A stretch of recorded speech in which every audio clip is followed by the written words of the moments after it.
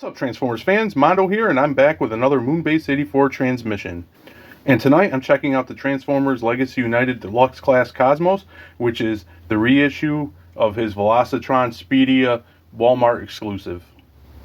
But before we get into the video, if you could do me a huge favor and hit that like button, subscribe if you haven't, and all that jazz, I'd really appreciate it. Also, a big thank you to all my current and recent subscribers, and thank you for all the comments and the likes that I've been getting lately. I really love it, and I really love engaging with you guys. So let's keep the comment section filled with cool Transformers talk. So when it comes to Cosmos here, I'm really happy that Hasbro gave us this reissue, because myself, like many of you, had a hard time picking him up when he was part of the Velocitron exclusive line, and he was going for insane amounts of money in the aftermarket. So really happy that they decided to go ahead and reissue this Cosmos, and we're going to take a closer look at him right now. So as you can see here, we have Cosmos all transformed up into his UFO mode, and I think it is a really cool little UFO mode. They did a lot of nice things with this design. We do have his accessory ported on the back, and we'll talk about that a little more detail in robot mode. But I will say that I wish there was you saw where it was stored. I wish you could store it like this, so he could be, you know, upright, so he could like fly around with his flag up, with the flag like so. That would have been cool, I think. But taking a closer look at Cosmos in UFO mode, there's a lot to really like here, a lot that I think came out really nice and I do enjoy.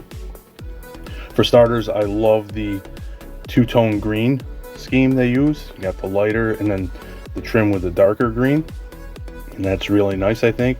And of course up here too on the top, so I really like that.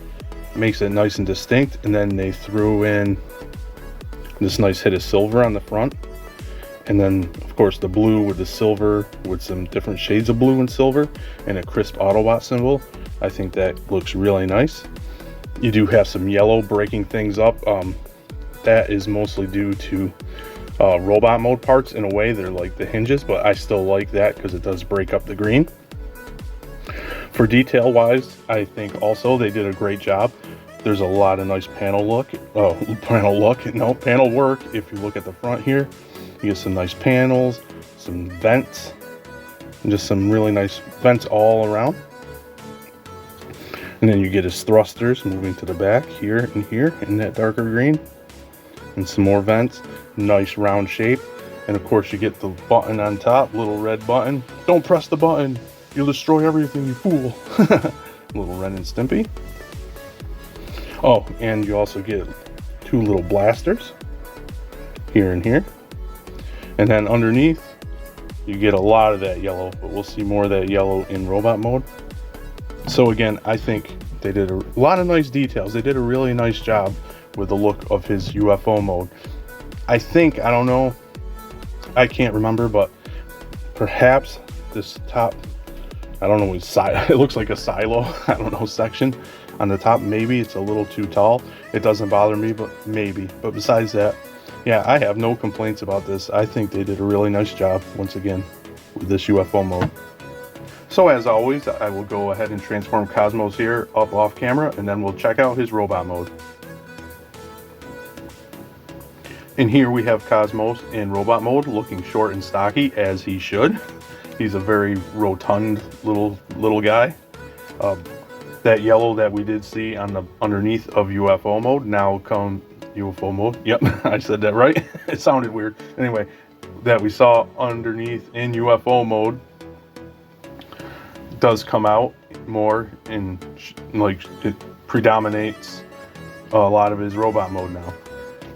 And we will take a closer look, starting with his head. There's that Cosmos head. You've got the red dome, the yellow faceplate with the hits of nice blue eyes, and of course the chest is just that top of the roundness of the top section of his UFO mode.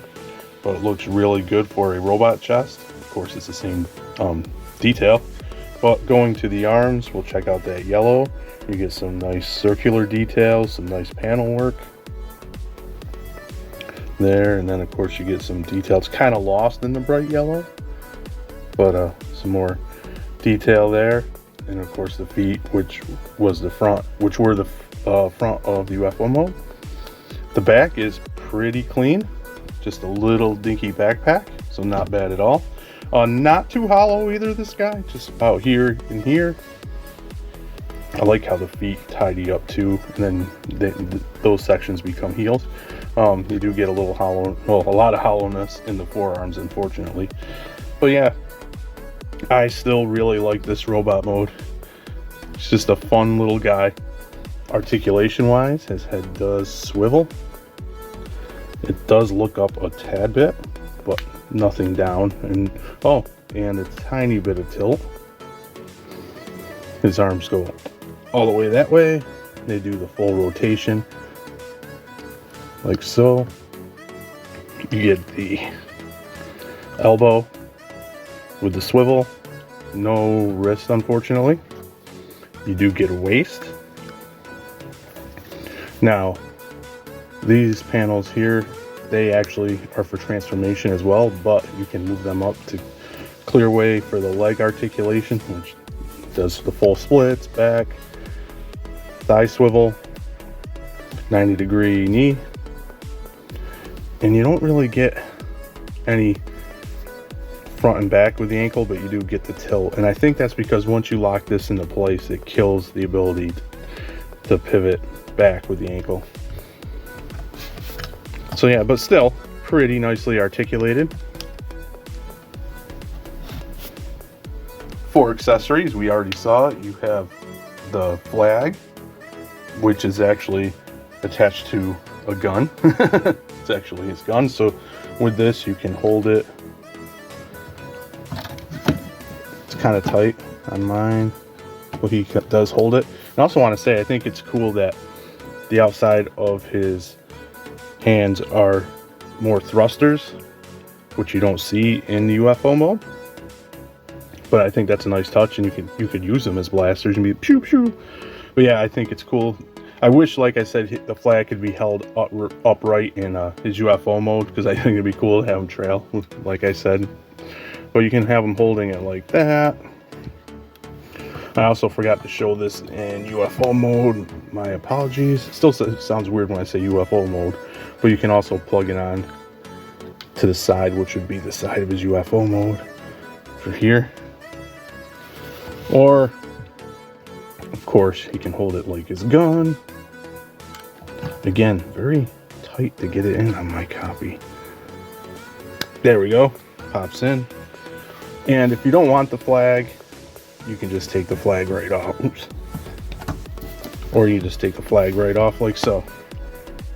And for a size comparison, here he is next to fellow Minibot, the Studio Series 86 movie Bumblebee. So my thoughts on the Legacy United Deluxe Class Cosmos are pretty positive. For a character that's never really high on my list of, characters I need, he does surprise me. I mean, I don't hate Cosmos. It's nothing like that. But, I mean, he's never like one of the ones, I got to make sure I have that Cosmos. But anyway, he pleasantly surprised me. I really like how he came out in both robot and UFO mode. It still sounds weird when I say that. The nice panel work, detailing. I love the colors. Of course, they are traditional Cosmos colors, but just done really well, really clean. He just looks like a really nice little bot. His transformation is actually, I think, is pretty fun. It's just a little fun transformation. He articulates nicely. The gripes, besides not being able to, and that's definitely not a deal, that is a huge nitpick.